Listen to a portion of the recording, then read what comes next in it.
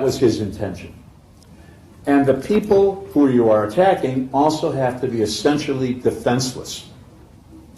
They have to be people that aren't fighting you. They have to be people that you're simply attacking because you want to kill them.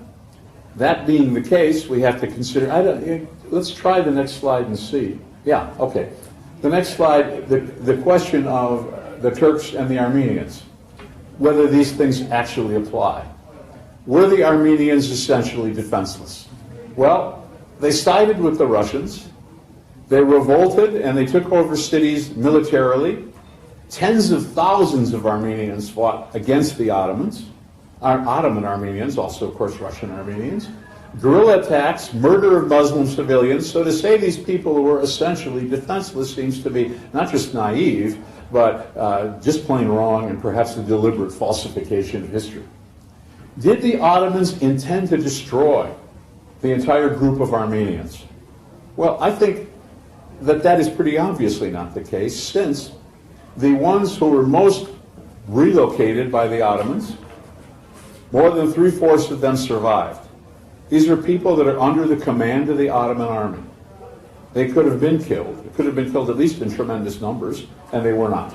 In fact, the Ottomans even took supplies from soldiers. Jamal Pasha took supplies from soldiers and used them to feed the Armenians who went through Syria. So to say that this is the case seems rather unlikely. Armenians in the cities where they were considered to be no real danger, Izmir, Istanbul, Edirne, in these cities, none of them were relocated. They were left there. Now, to understand how important this is, if you want to really believe in genocide, try to think of Hitler leaving all the Jews of Berlin to live their lives with no problem. How likely is that? But the Turks, they left the Armenians there, except for some politicians. The worst Armenian and Muslim mortality was not in the areas where people were relocated, they were in the areas of war. And the reason for this was because for 3 years there were no crops put in the ground, there was starvation, there was massive disease, cholera, typhus, typhoid. Most of the people who died did not die because they were shot, they died because they died of disease and starvation. And that's true of Turks and Armenians and Kurds and all kinds of people in Eastern Anatolia. The Ottomans tried those who committed crimes against Armenians. Not all of them, they weren't completely successful, no question about it, but the Ottomans tried to do that.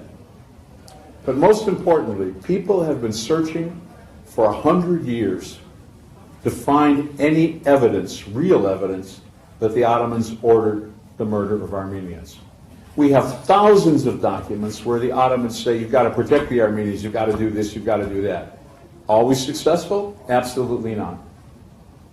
Did the Ottomans fail? Absolutely, they failed. They failed to protect their own people, whether they were Muslims or Armenians.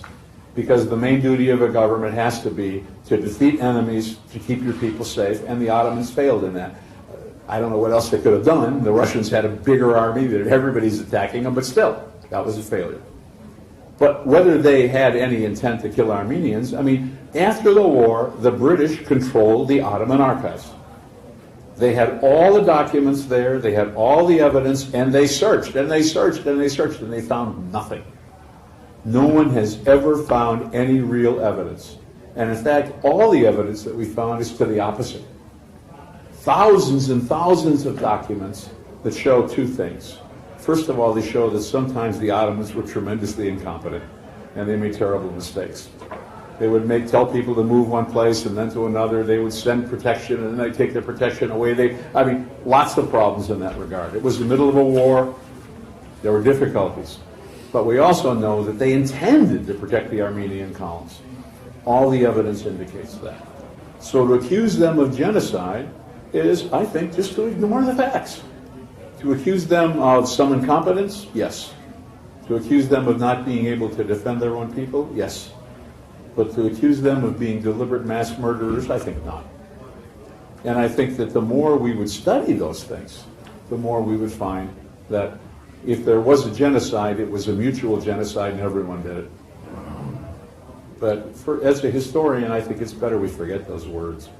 The words just don't make any historical sense. And that was quite a bit for a genocide, wasn't it? Thank you, Professor.